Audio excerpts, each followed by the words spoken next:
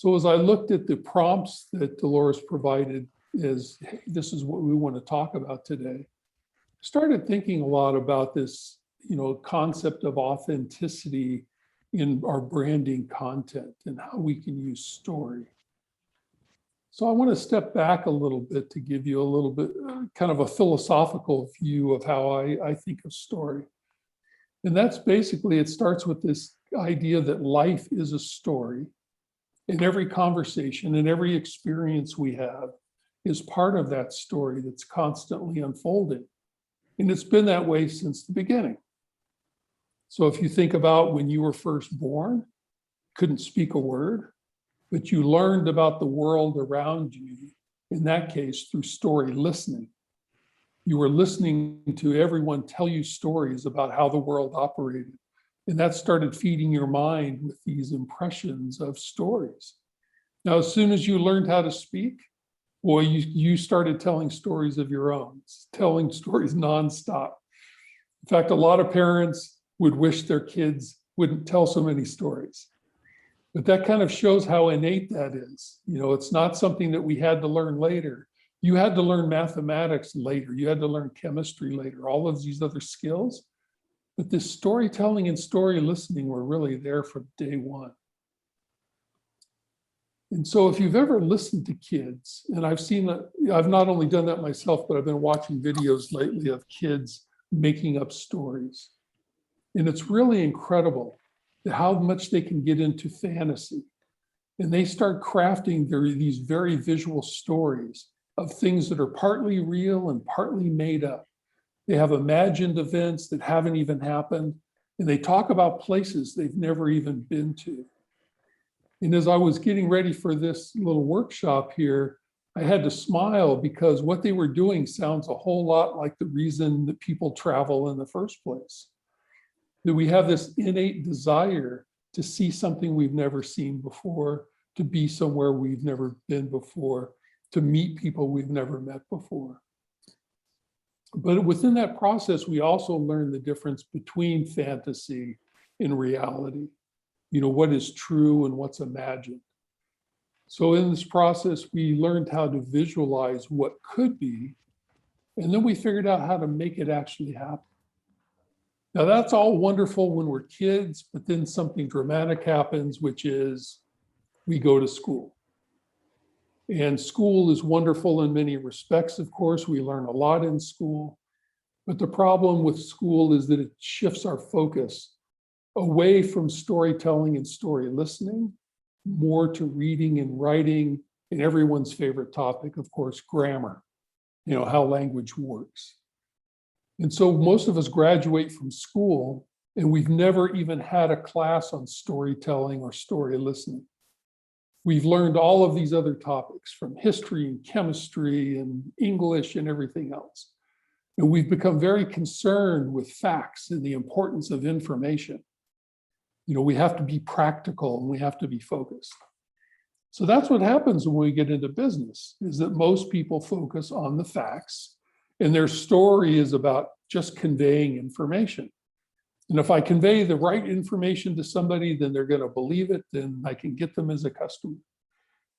Now, luckily, the travel industry is a little bit different. You still respect the facts and you want to convey information. But you've always been focused on storytelling. You've kind of known this from the beginning, that anytime people travel, that's really a story in the making. And so there's an opportunity to think of stories in new ways. And so I hope today's discussion can get you thinking about how you can view your storytelling process a little bit differently. So again, the cool thing about travel from my perspective is it allows us to create stories just like we did when we were a child. We're able to add bits of fantasy to our day-to-day lives. In fact, travel allows us to escape from our day-to-day lives.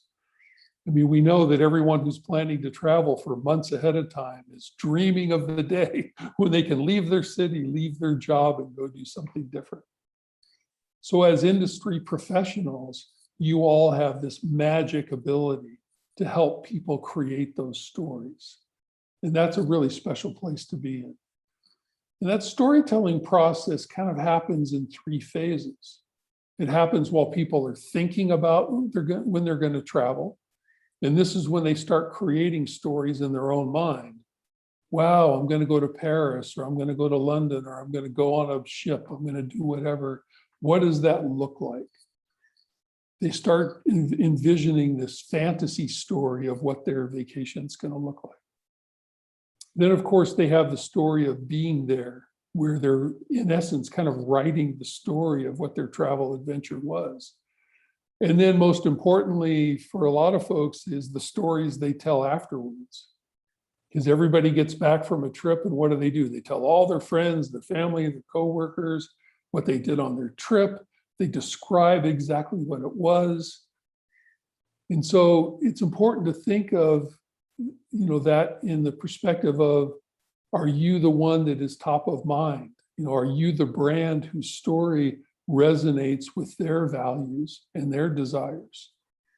Because the people who are top of mind are the people who are going to be considered in that first part of the storytelling process. Is they're thinking about, where am I going to go and what am I going to do? You want them to think about you as the person who can help facilitate that. So let's step back a second and kind of look at that notion of authenticity, what that is. And we all have a vision of authenticity. And in a second, I would love to hear each of you, present what you think authenticity is. So I looked up a lot of definitions and tried to think about, what would that mean to me? So what I came away with is authenticity being defined as something that is real or genuine, something that's not copied and it's not false. And Dolores earlier talked about this authenticity as this uniqueness, as not being the same as everyone else. So there's these elements of both honesty and integrity, but also originality. And to me, that when I compared it and kind of connected originality to authenticity, that really made me think about the decisions I make when I'm going to go out and travel. What is that sense I have of something that is unique, something that stands apart? Because for a lot of people, we don't want to just do the same thing that everyone else is doing. We want to have a unique experience. We look at what's happened before and we think, what can I do differently now? So I invite people to always think about how your story is going to become part of the consumer story. Because consumers will hold on to these experiences that are unique and are original and that are authentic. And how can you play a part in that? How can they weave your brand into their story by way of their travel experiences? Are they going to say, well, I stayed at some hotel and then we left the hotel and went out and had fun in the city? Or are they going to remember the name of the hotel? Is the hotel going to become a character in their story? I often say, you should always think of your story as a Hollywood movie. So their travel story that's being told, if this is a Hollywood movie, how are you a character in that movie? How are you going to be portrayed? How are they going to talk about you? When people come out of a movie, they tell all their friends, wow, you can't believe what I just saw. So when they come back from a trip, they're going to say, you can't believe what I just did. But I was curious again about what each of you might think of that word authenticity. How does that reflect on your own business practices? Do any of you have some insights that you want to share, your own view? I don't want to say that my view is correct,